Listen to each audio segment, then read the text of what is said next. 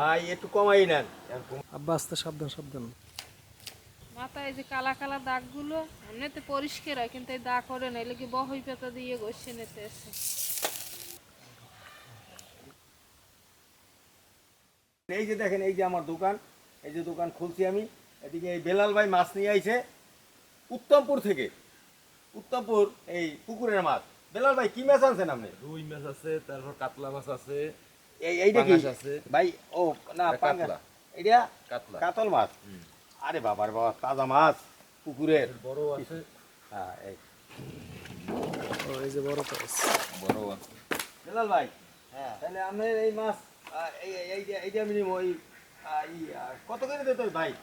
KG তো 400 টাকা KG, আমার জন্য 350 টাকা কেজি। ভাই একটু কমাই নেন আর কুমার তো পারা যায় ভাই, 300 টাকা করে নেন ভাই। মালিকে 300 টাকা করে, আপনি আমাকে পাইকারি না ঠিক আছে, এই যে বেলাল ভাই থেকে মাছ কিনলাম, তাই নেন বেলাল ভাই, আপনি ওজন দেন।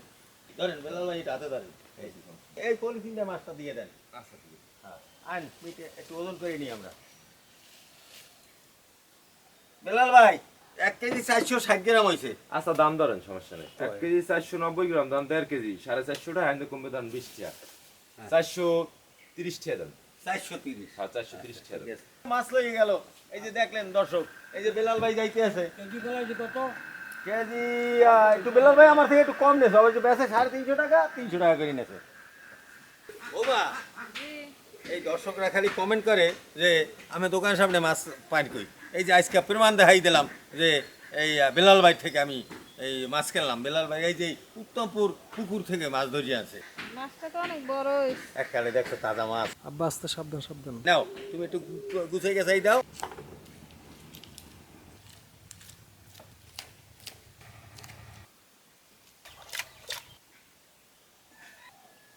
মাথায় যে কালা কালা দাগগুলো এমনিতে পরিষ্কার হয়, কিন্তু এই দাগ করে না, এলে কি বহই পাতা দিয়ে ঘষে নিতে আসে।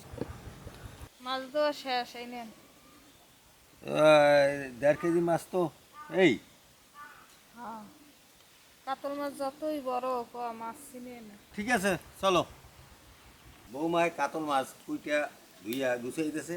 এখন আমি রান্না করার জন্য একটু ওই হলুদ মাইখা নিই। হলুদের গুঁড়া, লবণ, তেল। মাছটা তেলে ভাইজে নেব।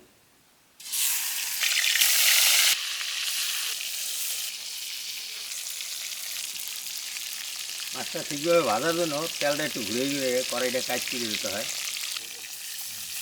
ভাজা হয়েছে, এখন আমি উঠে গেলাম। পেঁয়াজ।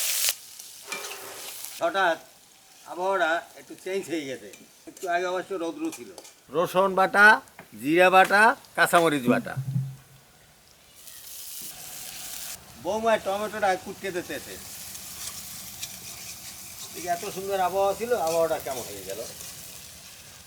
হলুদের গুঁড়া, মরিচের গুঁড়া, স্বাদ মতো লবণ।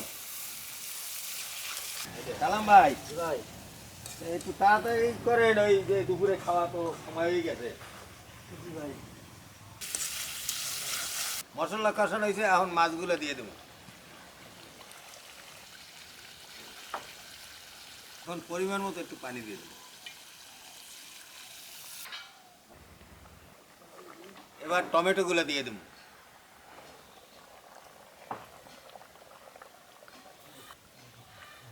গরম ভাতে কাতল মাছ ভুনা টমেটো দিয়া, তো বুঝতেই পারতেছেন যে কত স্বাদ ও কত মজা হয়।